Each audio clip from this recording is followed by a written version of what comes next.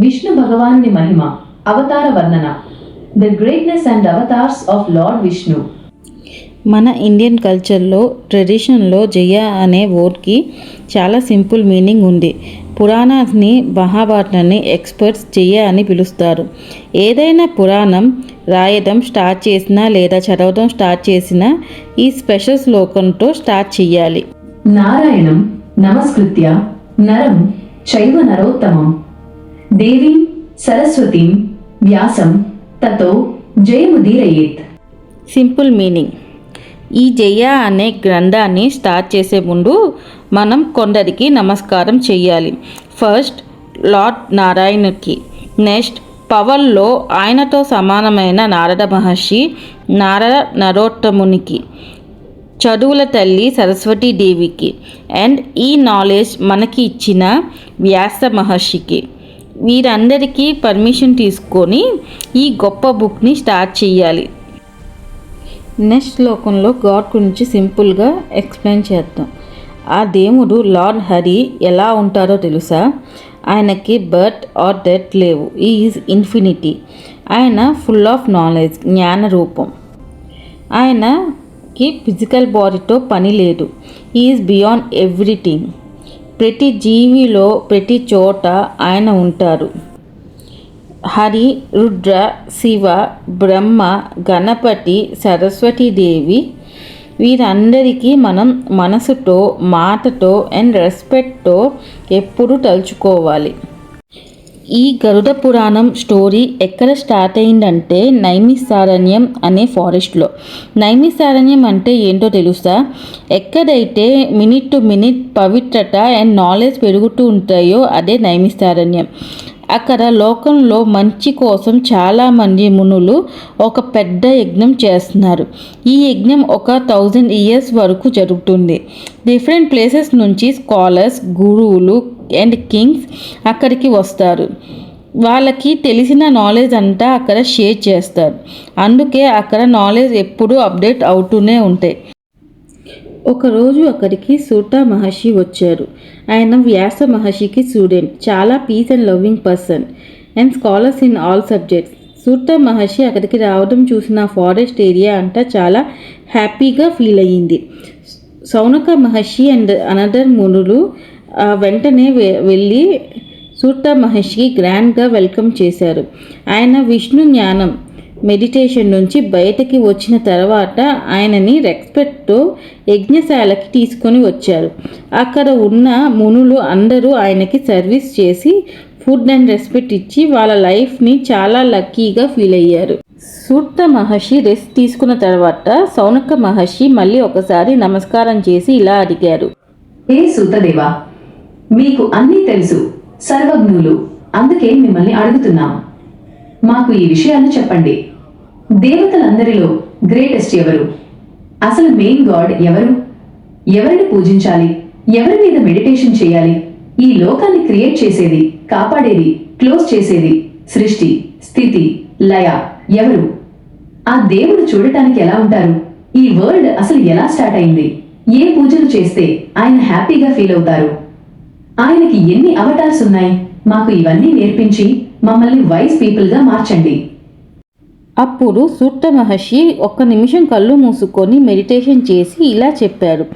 సౌనకదేవ, ఇంకా మిగతా ఋషులారా, మీరు అడిగిన క్వశ్చన్స్ అన్నిటికీ ఆన్సర్ ఈ గరుడ పురాణంలో మీకు వినిపిస్తాను. ఈ పురాణం చాలా పవర్ఫుల్. ఇందులో మొత్తం విష్ణుమూర్తి కథలే ఉంటాయి. పూర్వం గరుత్మంతుడు తన భక్తితో విష్ణుకి మేకల్గా అయ్యి ఈ పురాణాన్ని కశ్యప మహర్షికి చెప్పారు. ఆ తరువాత మా గురువు గారు వ్యాస మహర్షి నాకు నేర్పించారు. The first avatars. దేవతలందరిలో బెస్ట్ ఎవరంటే ఆ శ్రీమన్నారాయణుడే. ఆయనే పరబ్రహ్మ. ఆయన వల్లే ఈ లోకం నడుస్తుంది. ఆయనకి ముసలితనం ఉండదు, చావు ఉండదు. లోకాన్ని కాపాడటానికి ఆయన రకరకాల ఫామ్స్లో వస్తుంటారు. మొదటి అవతారం. ఆయన కుమార సర్గలుగా 4 కుమారాస్ పుట్టి బ్రహ్మచర్యం గురించి, వేదాల గురించి లోకానికి చెప్పారు. రెండో అవతారం. ఆయన వరాహ రూపం. బోరెత్తి సముద్రం లోపలికి వెళ్లిపోయిన భూమిని బయటికి తీసి మళ్లీ సేవ్ చేశారు. మూడో అవతారం. ఆయన నారద మహర్షిగా పుట్టి భక్తి గురించి అందరికీ నేర్పించారు. వచ్చినప్పుడు ఆయన నారదా పంచరాత్ర గురించి బోధించారు. ఇందులో సెల్ఫ్లెస్ గా పనులు చేయడం, నిష్కామ కర్మ గురించి ఉంటుంది. 4 నారాయణ అవతారం. ధర్మాన్ని కాపాడటానికి శ్రీహరి చాలా కఠినమైన తపస్సు చేశారు. దేవతలు, రాక్షసులు కూడా వీరిని పూజించేవారు. 5th Avatar. ఆయన కపిల మహర్షిగా పుట్టారు. మర్చిపోయిన సంఖ్య, శాస్త్ర ఒక రకమైన నాలెడ్జ్ ని మళ్ళీ అందరికీ నేర్పించారు. 6th Avatar. ఆయన దత్తాత్రేయగా పుట్టారు. అత్రి మహర్షి అనసూయలకి కొడుకుగా పుట్టి 100 మందికి జ్ఞానాన్ని ఇచ్చారు. మెయిన్ గా అలర్క మహారాజుకి, ప్రహ్లాదుడికి బ్రహ్మ విద్య నేర్పించారు. 7 అవతార్. దీని పేరు యజ్ఞదేవ. రుచి ప్రజాపతి, ఆకూతి దంపతులకి పుట్టి ఇంద్రుడి లాంటి దేవతలతో యజ్ఞాలు చేయించి అందరికీ ఆ పద్ధతులు నేర్పించారు. 8th Avatar. ఆయన ఋషభదేవగా పుట్టారు. నాభి, మేరుదేవి దంపతుల కొడుకుగా పుట్టి ఒక ఐడియల్ ఫ్యామిలీ లైఫ్, గృహస్థ ఆశ్రమ ఎలా ఉండాలో లోకానికి చూపించారు. 9th Avatar. ఋషుల కోరిక మేరకు ఆయన పృథు మహారాజాగా పుట్టారు. ఆ టైంలో ఆవు రూపంలో ఉన్న భూమి నుండి మనుషులకి కావాల్సిన ఫుడ్, మెడిసిన్స్ అన్ని పితికి ఎక్స్ట్రాక్ట్ చేసి ఇచ్చారు. 10th Avatar. ఇది మత్స్య అవతార్. Big fish. పెద్ద ప్రళయం వచ్చినప్పుడు ఒక పెద్ద చేపలా మారి భూమిని ఒక బోటులా మార్చి వైవస్వత మనువుని, మిగతా జీవులని కాపాడారు. 11th Avatar. ఇది కుర్మ అవతార్.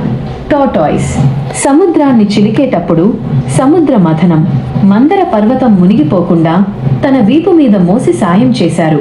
అదే టైంలో అమృతం కోసం ఆయన ధన్వంతరి, మోహిని అవతారాలు కూడా ఎత్తాల్సి వచ్చింది. 14th Avatar. ఆయన నరసింహగా వచ్చి హిరణ్యకశిపుడి నుండి ప్రహ్లాదుడిని, లోకాన్ని కాపాడారు. 15th Avatar. ఆయన వమనగా వచ్చి బలి చక్రవర్తి దగ్గరికి వెళ్లారు. వర్తిని పాతాళానికి పంపించి అంతవరకు అన్యాయంగా ఉన్న లోకాన్ని మళ్లీ దేవేంద్ర రూల్లోకి తెచ్చారు. 16th Avatar. శ్రీ మహావిష్ణువు పరశురాముడిగా వచ్చారు. బ్రాహ్మణులని ఇబ్బంది పెడుతూ లోకాన్ని హింసించే కరమైన క్షత్రియులని అంతం చేశారు. 17th Avatar. ఆయన వ్యాస మహర్షిగా పుట్టారు.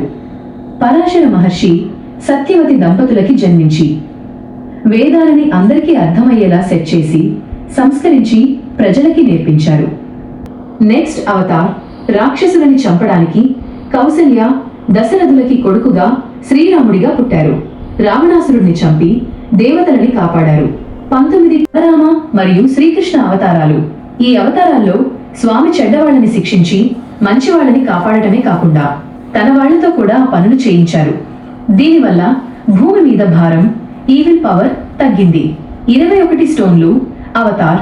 త్వరలోనే శ్రీహరి కీకట దేశంలో జినపుత్రునిగా బుద్ధ పేరుతో పుడతారు. దేవుడిని నమ్మని వాళ్ళని తన తెలివితో మార్చి లోకాన్ని రక్షిస్తారు. 22 ఎన్డి అవతార్. ఇది కలియుగం ఎండింగ్ లో వస్తుంది.